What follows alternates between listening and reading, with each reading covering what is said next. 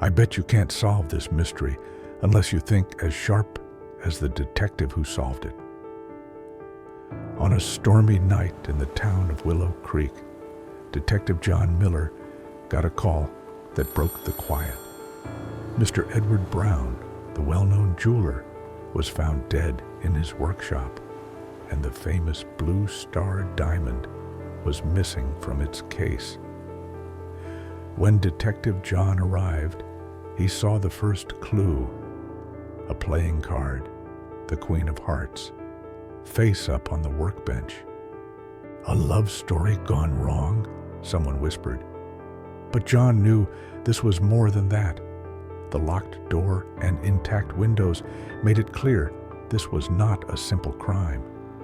He noticed a small carving on the edge of the workbench that read TS, only visible in certain light. Was it a clue or a signature? Before he could think more, there was a loud knock. Inspector Henry, a rival known for dramatic guesses, had arrived. "I bet the baker did it," Henry said, pointing to Mr. Thompson, who ran the bakery nearby and owed Edward money. "He's been nervous lately." John shook his head. A fresh fingerprint on the workbench suggested someone who did careful work. Not Thompson. Then came the second clue. A broken clock on the wall stopped at 3:15. The clock hadn't worked for years, so why was it moved?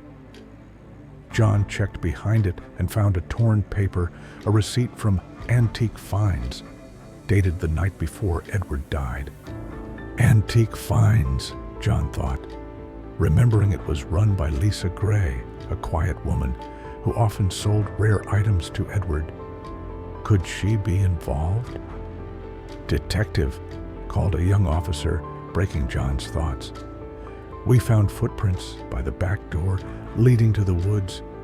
They're small, like a woman's."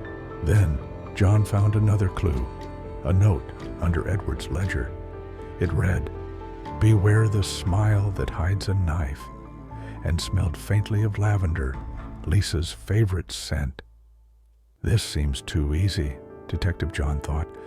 Was it a real clue or a trick? He remembered that the Queen of Hearts was Edward's favorite card in poker. It didn't only mean love, it also meant betrayal. Could it be someone from his poker group? Before John could finish piecing it together, Henry burst in proudly holding a ring. "Found this in the woods," he said. "It's Lisa's." But John knew better. Lisa hadn't worn that ring in months. She had sold it to Edward at an auction. "I know who did it," Detective John said, putting together the Queen of Hearts, the receipt, and the footprints.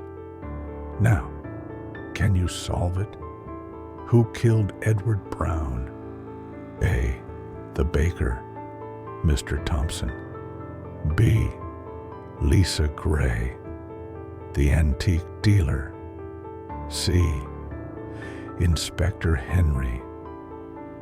D. A member of Edward's poker group. Be the first to know.